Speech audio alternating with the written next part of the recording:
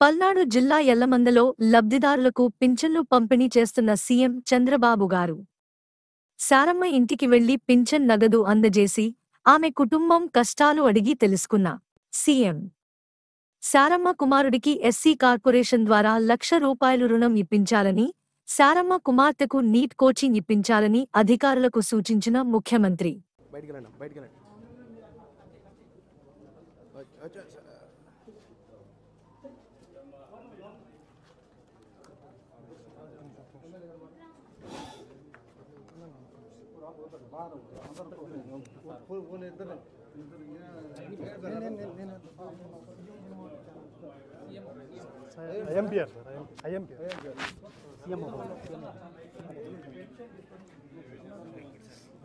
మీ husband చనిపోయాడు, corona వచ్చి చనిపోయాడు.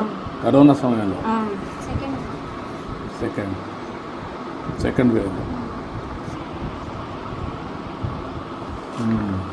అంటే ఎంత ఏజ్ ఎంత అప్పటికైంది? ఏమన్నా అలవాట్లు ఏమైనా ఉన్నాయా? తాగుడు కానీ అవన్నీ?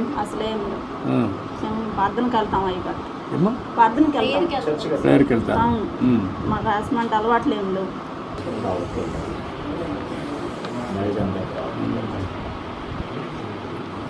ఇప్పుడు మీ ఇంటి మీద సోలార్ పెట్టిస్తే పెట్టుకుంటారమ్మా? పెట్టుకుంటాం. సోలార్ పెట్టించేస్తే కరెంట్ బిల్లు కట్టే పని ఉండదు. ఇంకేంటమ్మా, ఏంటి చెప్పండి మీ కష్టాలు? ఇంకేంటండి మా కష్టాలు? మా పాపని బాబుని చదివించుకోవాలనుకుంటున్నాను. ముఖ్యంగా వాళ్ళ కోసమే నేను ఇంత ప్రయాసపడుతున్నాను. నా బిడ్డల కోసమే, ముఖ్యంగా నా బిడ్డలు చదివించుకోవడం కోసం. నేను ఆయాంలో 5 సంవత్సరాల్లో 5 సంవత్సరాల కాలంలో మన ప్రభుత్వంలో చేర్చినప్పుడు ఇల్లు కట్టించుకున్నాను. అప్పుడు జరిగినలో మళ్ళీ 5 సంవత్సరాల కాలంలో మాకైతే ఏం అందుబాటులోకి రాలేదు. మేము చాలా ఇబ్బంది పడ్డాం కరోనా టైంలో.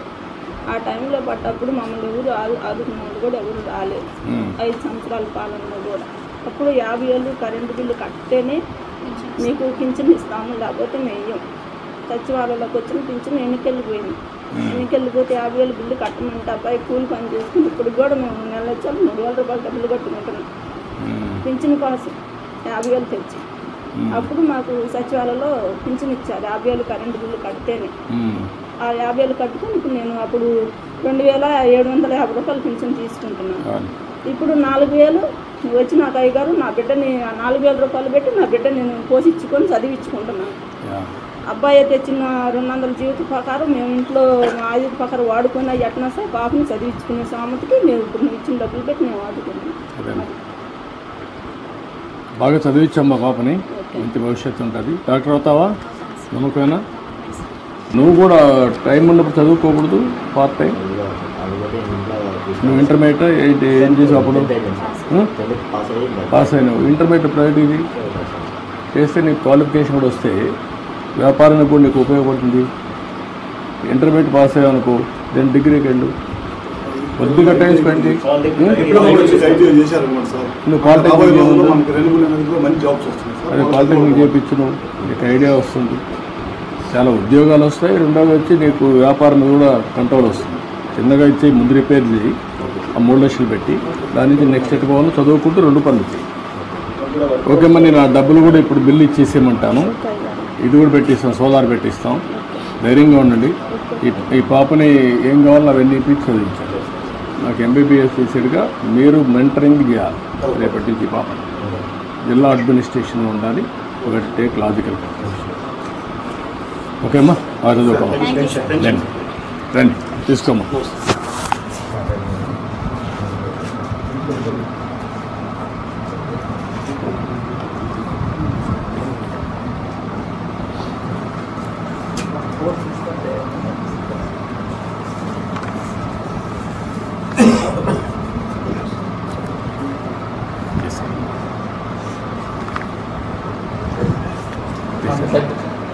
రామ్ అటు ఇట్లా లేమ్మా.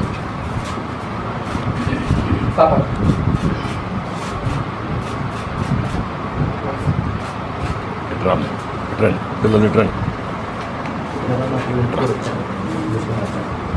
కరోనా టైంలో మన వాళ్ళు ఇంటికి వచ్చింది సార్. నేను దగ్గర కాలేసి ఎవరు రాలి బయటికి మన కార్యకర్తలు వచ్చారు.